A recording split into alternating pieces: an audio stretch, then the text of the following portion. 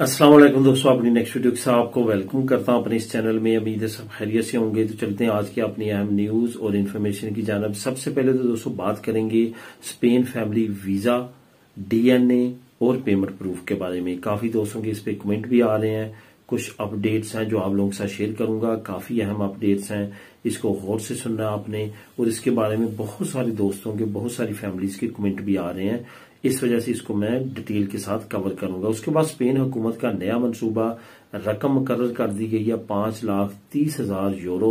इस पे बात करेंगे। बच्चों की स्पेन पैदाइश और लीगल स्टेटस, इस पे बात करेंगे। हंगरी और हॉलैंड हैरान कुन ऐलान दोनों ममालिक ने किया है यूरोपीय यूनियन से रिलेटेड। इस पे बात करेंगे वीडियो के आखिर में। तो सबसे पहले तो बात करते हैं कि स्पेन फैमिली वीजा, डीएनए और पेमेंट प्रूफ के बारे में। इससे पहले आपको बताता चलूं कि लिंक कौन से शेयर करूंगा। स्पेन हुकूमत का नया मंसूबा जो रकम मुकर्रर की गई है, उसका लिंक आपको लिंक नंबर 1 नीचे मिल जाएगा। हंगरी और हॉलैंड की तरफ से जो हैरान कुन ऐलान किया गया है, उसका लिंक आपको नीचे डिस्क्रिप्शन में मिल जाएगा। ये दोनों लिंक्स को आप खुद भी क्लिक करके रीड कर सकेंगे। उसके बाद दोस्तों जो दोस्त इस चैनल पे नए हैं और उन्होंने अभी तक चैनल को सब्सक्राइब नहीं किया, लाजमी तौर पे कर लें। या वो दो जो आते हैं, वीडियो देखते हैं, चैनल को सब्सक्राइब नहीं करते, फिर 10 दिन बाद आते हैं कि कमेंट करते हैं, हालांकि उस पर मैंने रिसेंटली वीडियो बनाई होती है, तो उससे भी आप बच जाएंगे। आप तक हर न्यूज इन्फॉर्मेशन ताजा तरीन पहुंचेगी। इस वजह से लाजमी तौर पे इस चैनल को सब्सक्राइब कर लें। यूके से रिलेटेड अगर आप न्यूज में इंटरेस्टेड हैं तो डिस्क्रिप्शन को जैसे क्लिक करेंगे, जो पहला लिंक मिलेगा आपको वो यूके न्यूज चैनल का मिलेगा। उसको जाके भी आप सब्सक्राइब कर सकते हैं और वहां पे भी आप न्यूज और इन्फॉर्मेशन से फायदा उठा सकते हैं। डीएनए टेस्ट और पेमेंट प्रूफ के बारे में बात करते हैं। स्पेन फैमिली वीजा जो है वो काफी ज्यादा डे बाई डे कॉम्प्लिकेटेड हुआ है। इसके पीछे अब हम एम्बेसी को बुरा भला कहें या स्पेन हुकूमत को बुरा भला कहें, या हम ये कहेंगे ऐसा क्यों होता है, वैसा क्यों होता है, तो उसके पीछे हमें अपने जो करतूतें हैं, जो हमने माजी में सारा कुछ किया, उनको भी देखना चाहिए। हमारे कुछ लोग ऐसे हैं जिन्होंने ऐसे ऐसे तरीके इस्तेमाल किए हैं कि आप अगर सुने तो सर पकड़ के बैठ जाएं कि इतने तरीके के साथ जो है ये बेईमानी करते हैं और ऐसा तरीका तलाश करके ये लोगों को इस तरह से इस्तेमाल करते हैं, जिसके बाद जब उनको पता चलता है तो वो रिजल्ट आते हैं जो हमारे अब मासूम फैमिलीज और मासूम लोग जो है भुगत रहे हैं।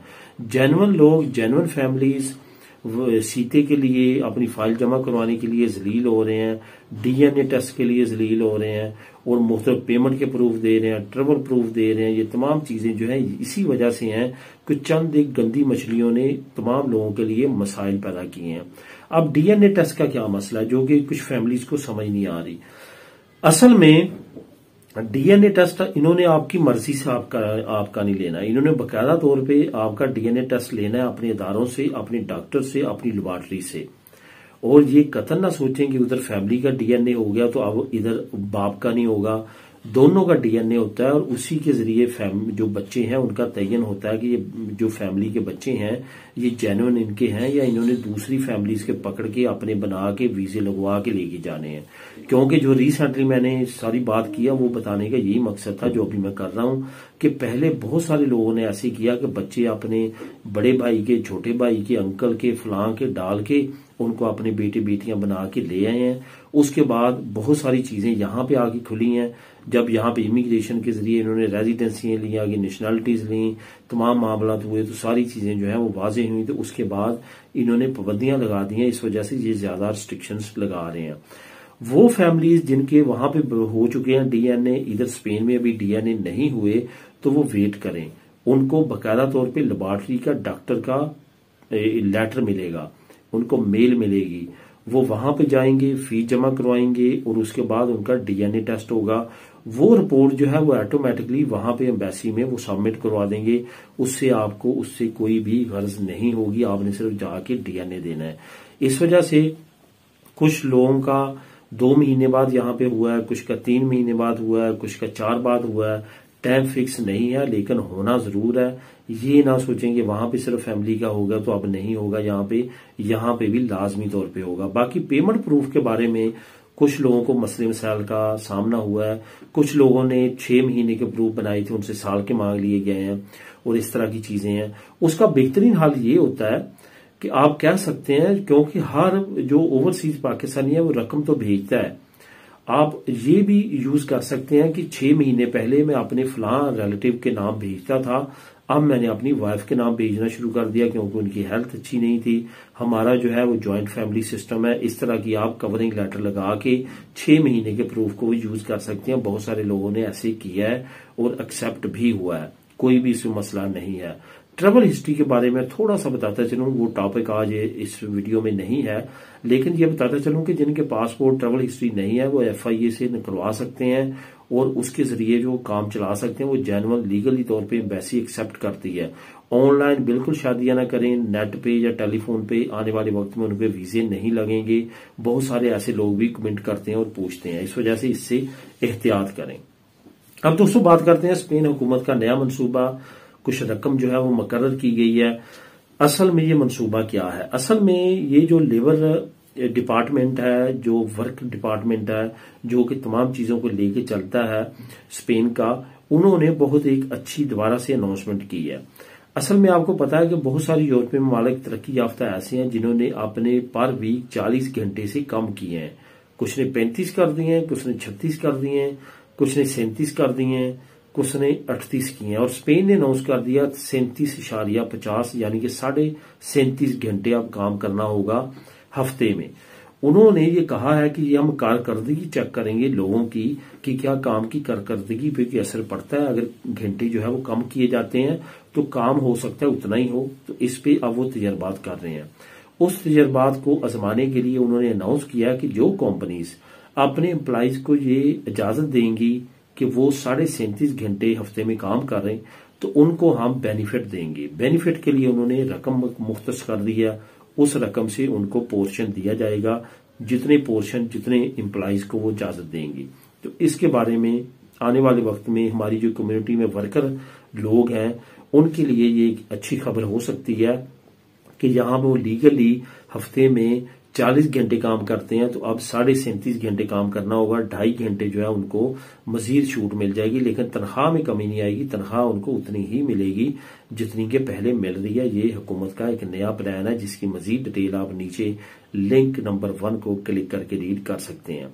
अब दोस्तों बात करते हैं बच्चों की स्पेन पैदाइश में और लीगल स्टेटस में। यहां पे एक चीज तो आप जहन में रखें कि अगर वालिदैन लीगल नहीं है तो बच्चे यहां पे अगर पैदा होते हैं तो वो भी लीगल नहीं होंगे। वालिदैन का किसी एक का लीगल होना जरूरी है। बेशक उनके पास 1 साल का पहला कार्ड हो, किसी भी प्रोग्राम के तहत लिया हो, वो अपने बच्चों को लीगल करवा सकते हैं। लेकिन अगर दोनों में से किसी के पास लीगल स्टेटस नहीं है तो फिर बच्चे लीगल नहीं हो सकते। साथ ये भी याद रखें कि एक पार्टनर के पास अगर लीगल स्टेटस है वो दूसरे को लीगल नहीं करवा सकता। वो दोनों अपने अपने तौर पे लीगल होंगे लेकिन अपने बच्चों को लीगल करवा सकते हैं। इस वजह से इसमें कोई भी अबहाम नहीं है।